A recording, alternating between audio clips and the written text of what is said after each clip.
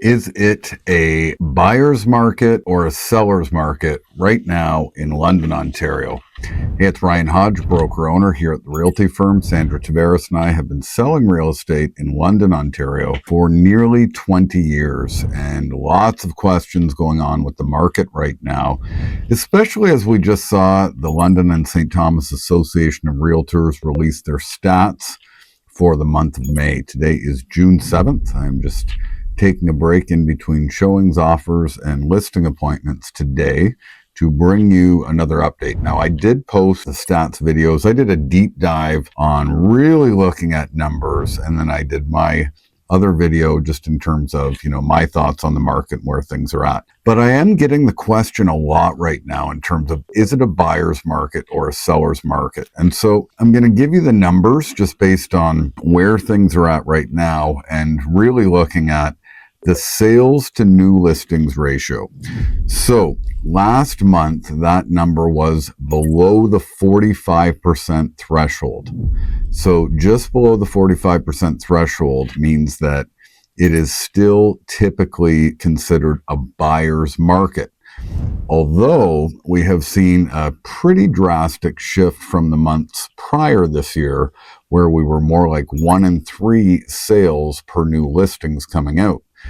And that was a much, much more drastic number. When you think about 1 in 3 homes are selling, you know that there is great opportunity for buyers in that market. So as we start to inch towards the 45% threshold, which once you get beyond, you're in more of a balanced market, all things considered. What I would say right now is that, yes, it is a buyer's market, but it is still a good opportunity for somebody to sell their real estate, but pricing is ultra important. And so there's some really, really good opportunities for buyers right now because we know that buyers can be a little bit more discerning. And in terms of discerning, it means that there's more inventory on the market, which allows them to make decisions. It allows for more negotiating power. We're seeing a lot of properties that are sold conditional upon sale of another property, which in a hot seller's market, you very rarely see that condition being put into an agreement of purchase and sale. And so advantage for buyers, of course. We know that buyers have access to more inventory. I think it really comes down to specific price points as well in terms of what property price points are buyers looking at that there is a great advantage. I think that there's a really strong advantage right now in the lower price points. I'm finding that anything that's under that average sale price of about $620,000, you've got lots of inventory, but you can be discerning on the inventory that is really attractive versus the inventory that's maybe sitting on the market a little bit. So understanding list to sale time is really important too. The number of times that we get asked, how long does it take to sell a home? And we've been proud that our average list to sale ratio in nearly 20 years in any of the markets has typically been 21 days and under. I always used to say 19 days, and I'm not going to give an exact number right now, but typically we are significantly less than the board average in terms of the time that it takes for us when we put a home on the market to the time that it actually sells. And what are the key differences for that? Well, number one, you definitely need a property that is marketed appropriately. I talk a lot about marketing in my other videos.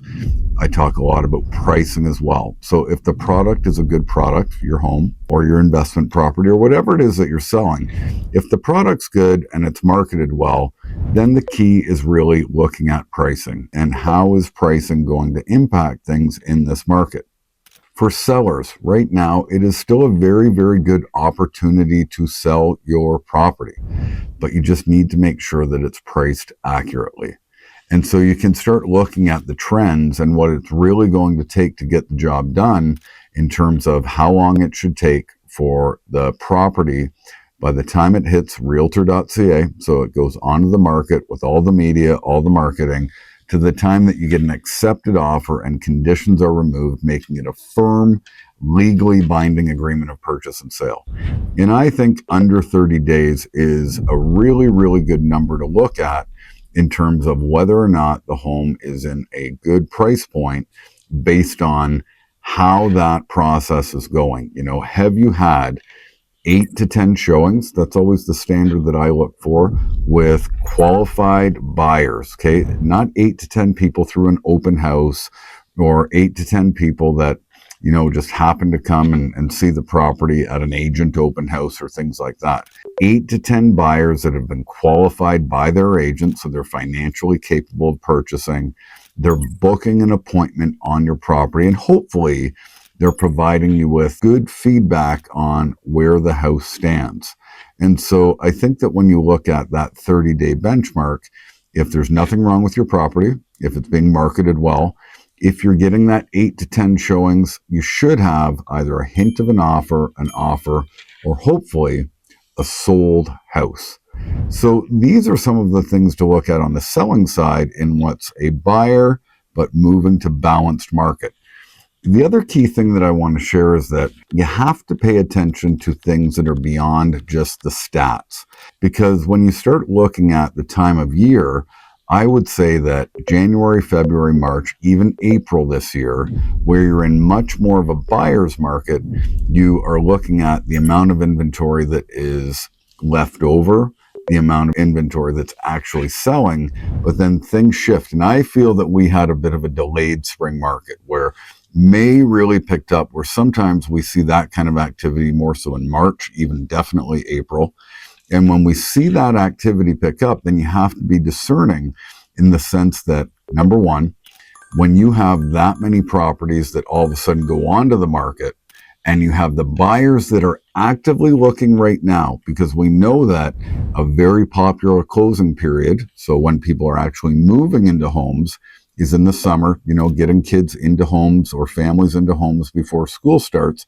You start to look at, well, why is that activity really spiking? That's a really, really key reason.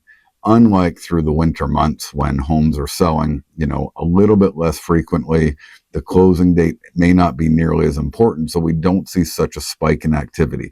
That's why we always see that spike in the spring market. And so when we see that we are moving towards more of a balanced market right now, don't let it fool you that, come the later part of the summer into the fall, even into, the later part of 2026, do we move back to more of a buyer's market? I haven't seen anything that's indicated that we're really going to head into that ultra strong seller's market anytime in 2026. Certainly not like we saw in 2020, 2021, and 2022.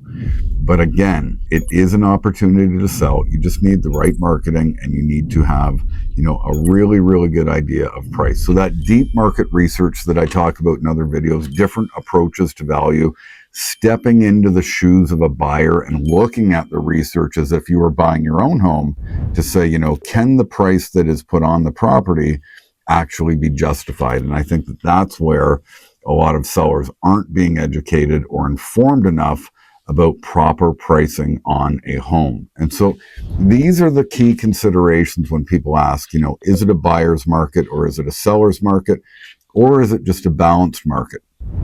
Again, to summarize, the stats say we're still in a buyer's market, just not as much of a crash market like we were thinking we were in, inching upwards to more of that balanced market at the 45% threshold.